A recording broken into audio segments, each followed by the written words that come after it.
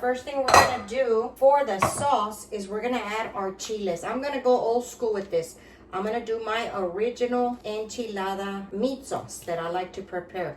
You can use chili powder if you like, but like I said, we're gonna go all out with this. I have 2 chile anchos. I did deseed them and devein them, throw them in the pot, and then I have, let's see how many.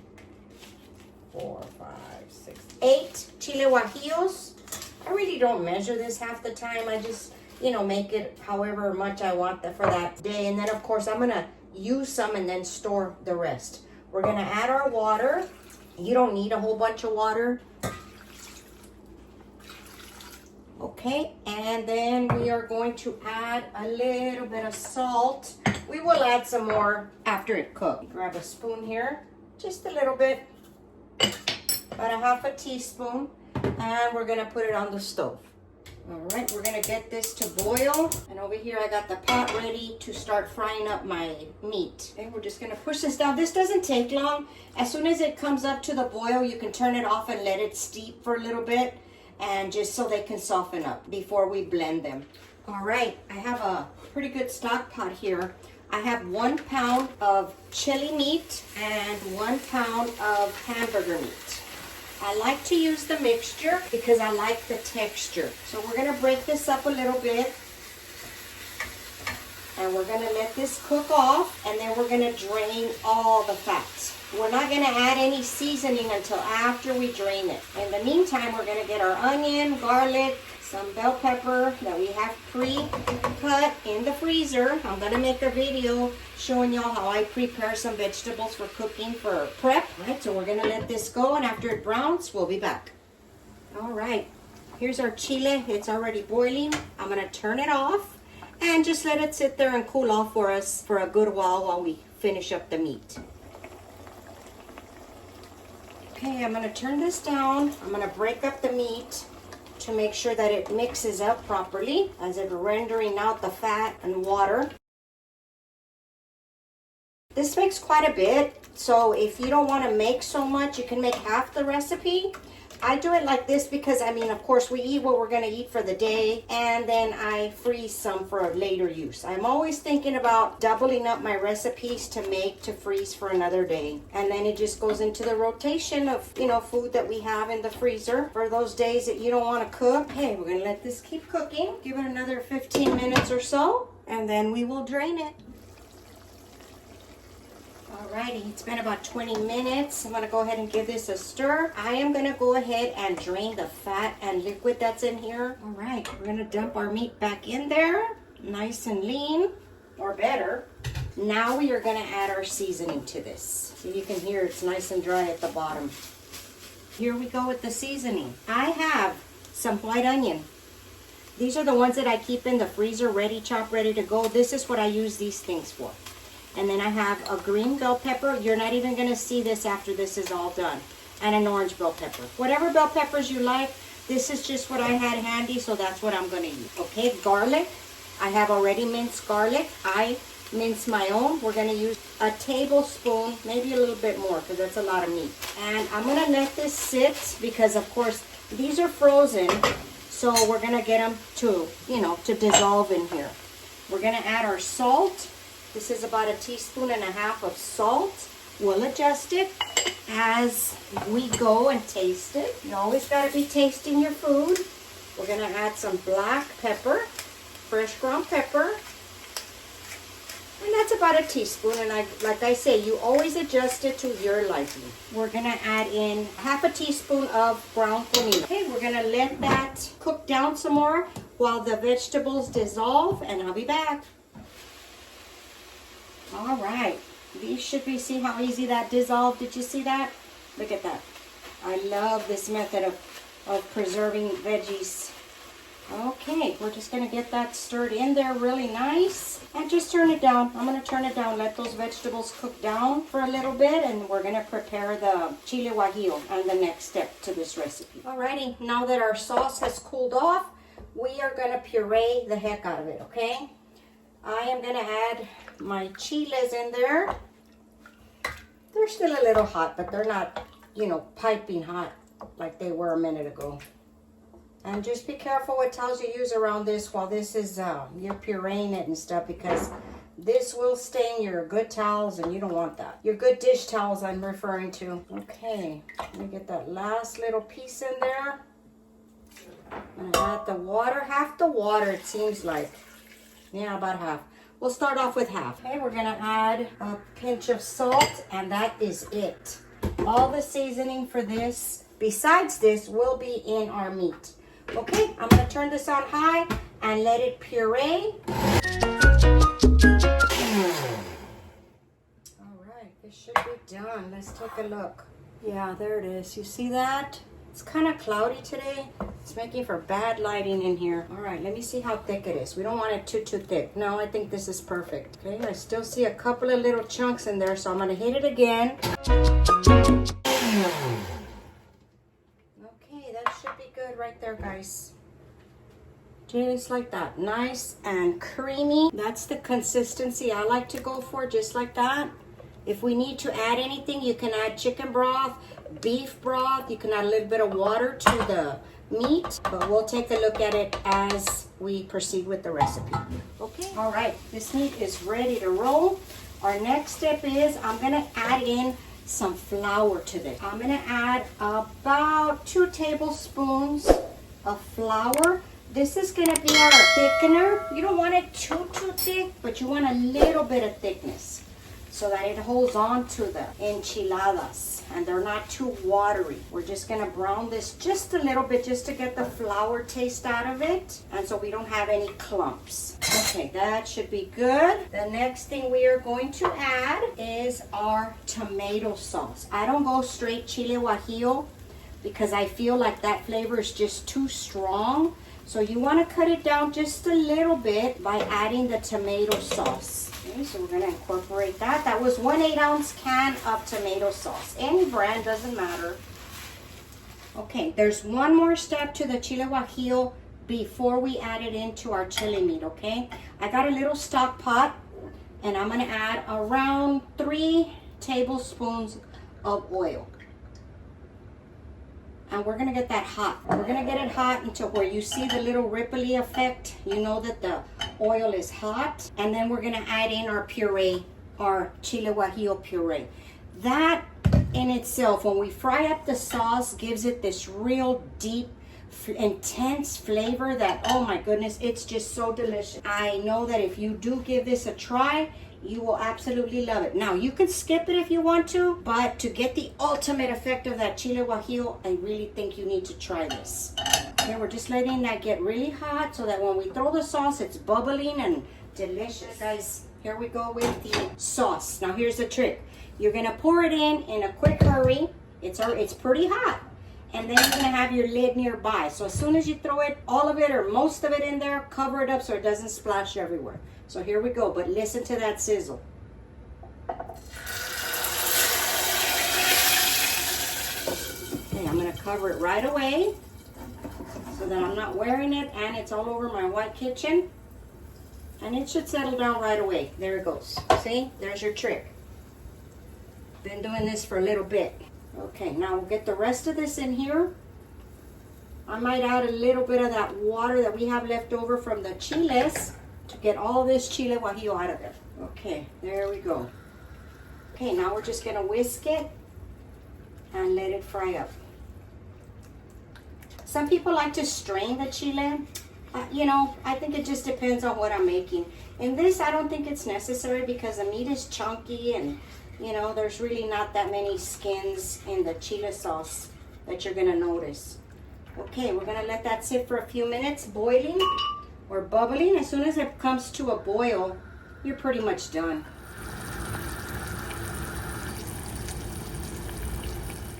All right, it's pretty much done. Fried up. I just give it a minute or two. It takes about 5 minutes to do this, really. Okay, guys, that's gonna be it. Let's go back to our meat. Move this over. Bring our meat back. Make sure I'm not forgetting anything. Okay, we're gonna throw this in here. I'm gonna see, because that seems like a lot of chile, so I'm gonna check it out, make sure it's not too much. Yeah, that's good. I'm gonna add in our liquid. You can, like I said, you can add chicken broth, you can add beef broth, vegetable broth, water, whatever you're fancy, okay? That's up to you. We are gonna add chicken broth as soon as I find it. Okay, here we go. I'm gonna let this simmer.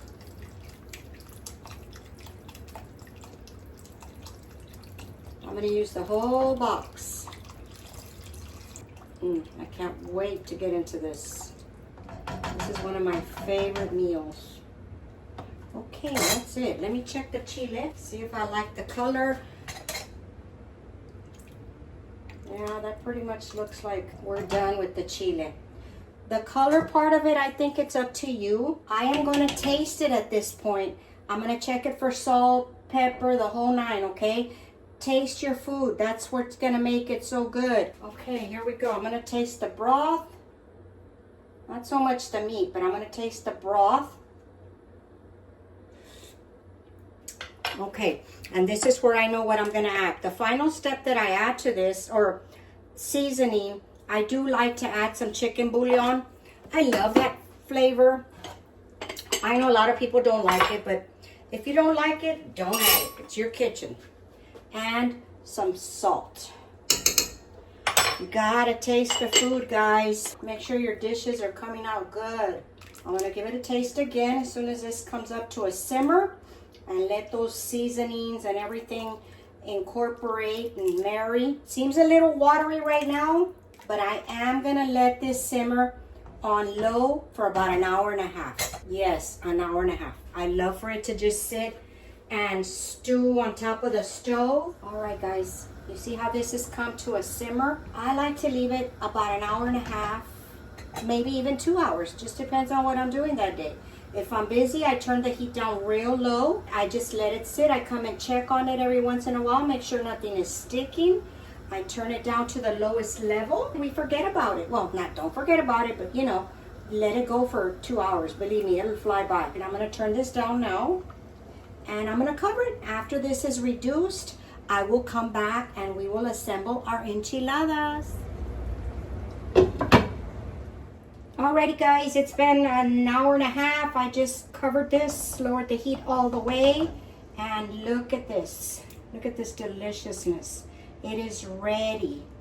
You can add beans if you like, but I'm gonna leave them out because I just really want this to be a meaty enchilada sauce.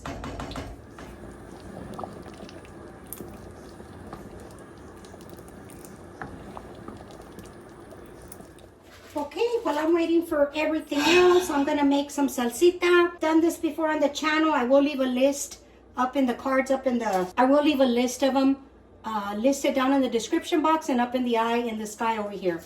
I just like to take my comal or my cast iron griddle, and so that I don't have to deal with all the peeling of everything, I will put a piece of foil down and handle it this way.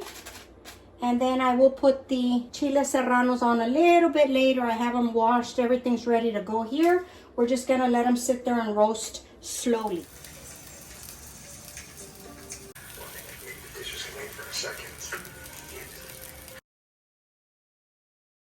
All right, guys, it's time to make some guacamole. I use the basics. I have a little bit of cherry tomatoes, a lime, some avocados, cilantro, and onion. Just smash up the avocados, dice everything else, and put it all together.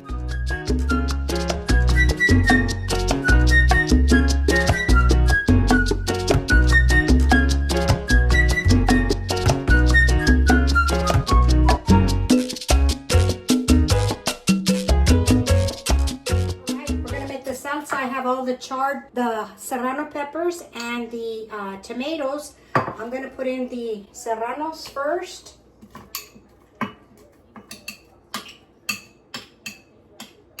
And then the tomatoes. Any little juice that comes out of there. Let me try this spoon. We're going to put a little bit of salt. And I am going to pulse this. I don't like my salsa too pureed. I like a little bit of chunky, not too much chunky either. But you make it how you like it. That is your choice. It's your kitchen. You do what you like. Okay, here we go.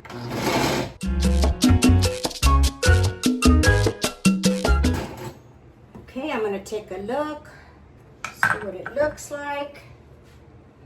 Can you see that? It's spicy. I can smell it. Okay, see that? I want just a little bit more. Still chunky. I want just a little bit less chunky. Oops, I made a mess here. Okay, here we go.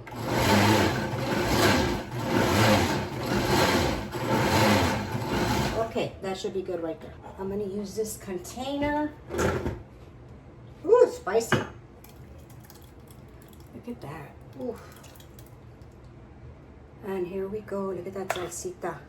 See how I say it's chunky, but not that chunky?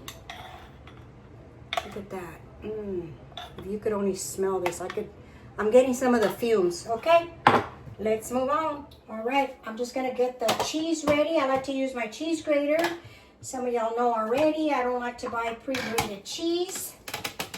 So I'm just grating my own.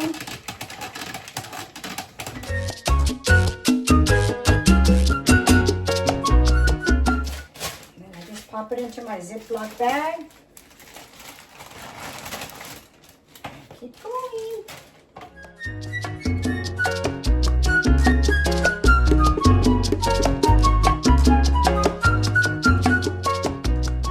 Okay, now I am just gonna lightly fry my corn tortillas for the enchiladas. This is my preferred method to soften the tortillas. To me, in the microwave, if you do them in the microwave, in the end they end up tearing really badly, so I just don't like that method. I like this one better. So I'm gonna wait for this to get hot. I put them in 2 at a time. Put some oil down, then I just flip them. Make sure they're coated on both sides. And we're good. You're just gonna leave them for a few seconds on each side, depending how high your heat is.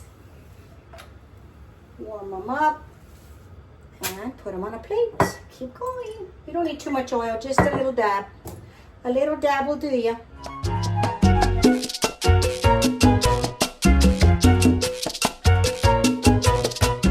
All right, it's time to roll these enchiladas finally.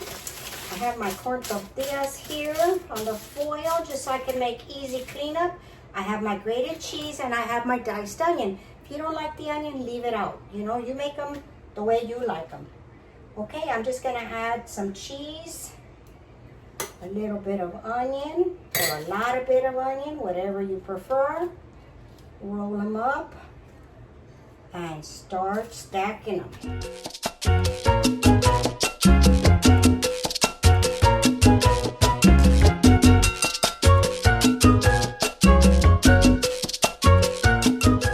Okay, I put y'all here real close so you can see me put the chili on top of the enchiladas.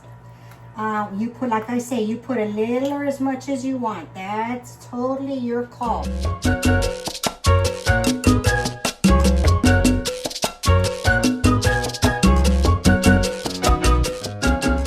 that. It's like having cheese and beef enchiladas at the same time. I like to cover every bit of it. Okay. So now, we get this out of the way. We sprinkle our cheese. And of course, again, the cheese is however much you want. I'm gonna put it just right up here since we stuffed them pretty good with cheese on the inside. I think the presentation looks very nice when you do it right down the middle. Of course, I like a lot of cheese down the middle. They look delicious already. I do have the oven preheating to 375. You're gonna leave it in there for about 20-25 minutes and you're done. I have a little tiny bit of onion left, so I'm gonna go ahead and sprinkle the onion. If you don't want to, you don't have to. There we go. I personally love onion. Okay, there we go. Ready for the oven. Look at that, doesn't that look scrumptious? Okay, I'll be back. I'm gonna pop these in the oven and I'll be back with the presentation. All right, guys. Here's my dinner. This plate's still hot because it was in the oven. I made some enchiladas on a plate so that I wouldn't have to mess up my casserole dish. And here's the casserole dish. I'm holding it underneath with the towel. Look at that. Doesn't that look scrumptious with all that melted cheese? Yum. Okay, and then of course we have our salsita that we made. I will leave a couple of videos linked below and show you a list that I have of salsas that I've made. I am gonna sprinkle just a little bit because that's pretty hot. And then of course we have our guacamole with our chips. The moment we've been waiting for, the actual bite. I know these are good because we make these all the time. Well, not all the time because we can't eat like this every day. Get a little bit of rice. That's how I like to do it. And look at that. You want some? Ooh, look at that cheese. Yummy. Okay, here we go. That's a big bite, Laura. Okay, here we go.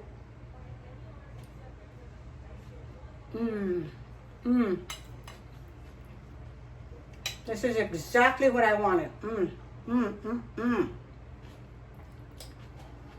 The cream of the cheese. Let me just take another bite.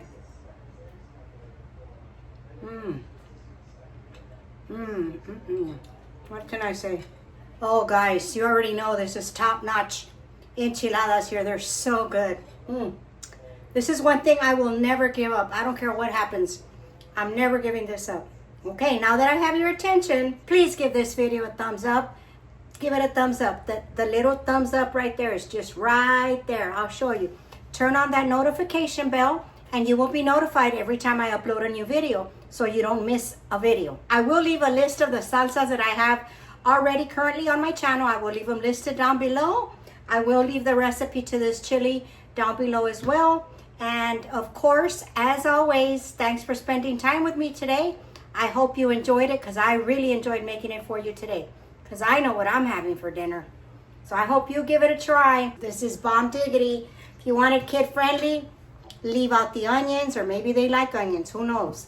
But I know they're gonna like these enchiladas. They're super good. That meat sauce is just, over the top. It feels like if you're eating cheese and meat enchiladas at the same time. And what could be better? All right, guys, don't forget to share with family and friends, and I'll see you on the next one. Bye. And I'm just gonna proceed to finish all these enchiladas. Because I am, for sure. They're so good. Look at that. I wish you could be here with me. They're so good. I'm not going to say